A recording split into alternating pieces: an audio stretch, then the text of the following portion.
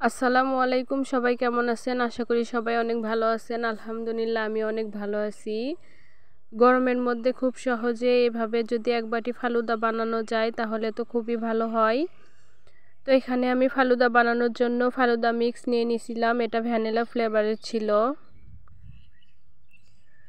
তো এই গরমে এরকম ঠান্ডা ঠান্ডা ডেজার্ট আইটেম খেতে খুবই ভালো লাগে। তো এই ফালুদার প্যাকেটের মধ্যে 2টা জেলির প্যাকেট ছিল আর একটা ফালুদা মিক্স ছিল। তো এই ফালুদা মিক্সের মধ্যে লুডুস, সাবু আর চিনি ছিল। এটার মধ্যে পর্যাপ্ত পরিমাণ চিনি থাকে আর কোনো চিনি অ্যাড করতে হয় না, এটা দিয়েই মিষ্টি হয়ে যায়। তো আমি প্রথমে জেলিটা বানিয়ে নিব। জেলি বানানোর জন্য এখানে আমি একটা প্যানের মধ্যে পরিমাণ মতো পানি নিয়ে নিছি। তো পানিটা একটু বলক চলে আসলে তার মধ্যে আমি জেলিগুলো ঢেলে দিব, দিয়ে এটা ভালোভাবে জাল করে নিতে হবে। এটা ভালোভাবে জাল না করলে জেলিটা জমবে না। তো এটা আস্তে আস্তে জাল করে নিতে হবে ভালো করে। এটা বলক চলে আসছে, যখন আঠা আঠা ভাব চলে আসবে তখন এটা নামিয়ে নিতে হবে, তাহলে জেলিটা পারফেক্টভাবে হবে। তো আমি সেমভাবে পরের জেলিটাও বানিয়ে নিচ্ছি। 2টা কালারের জেলি ছিল এখানে, তো আমি 2টা জেলি বানিয়ে নিছি। এখন আমি ফালুদাটা রান্না করে নিব। তো এখানে আমি ফালুদা রান্না করার জন্য 1 লিটার দুধ নিয়েছিলাম। এই প্যাকেটের জন্য 1 লিটার দুধই যথেষ্ট। তো 1 লিটার দুধ দিয়ে ভালোভাবে ফালুদাটা বানানো হয়ে যাবে। এখানে আমি 1 লিটার দুধের মধ্যে ফালুদা মিক্সটা ঢেলে দিছি। তো এটা আমি ভালো করে রান্না করে নিব।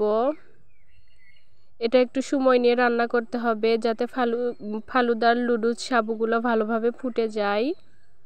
তো আমি সাবু আর লুডুস ফোটা পর্যন্ত এটা ভালো করে জাল করে নিব। এখানে আমার জেলিটাও পারফেক্টভাবে হয়ে গেছে। জেলি আমি কিছুক্ষণ ফ্রিজে রেখে দিছিলাম ঠান্ডা হওয়ার জন্য। তো এখানে আমি জেলিগুলা কেটে নিব।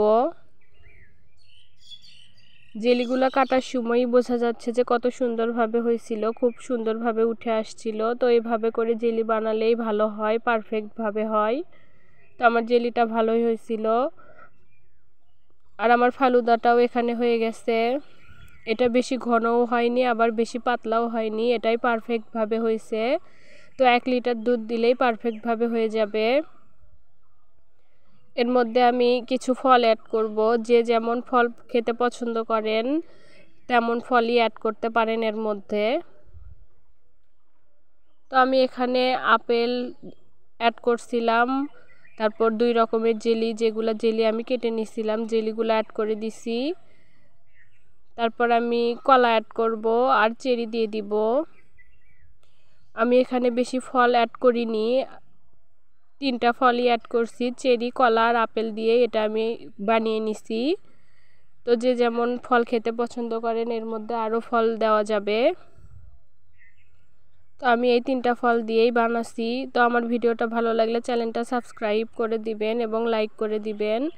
আর গরমে এভাবে ফালুদা বানিয়ে খাবেন, খুবই মজা হয় খেতে। তো এই পর্যন্তই, ভালো থাকবেন সবাই, আল্লাহ হাফেজ।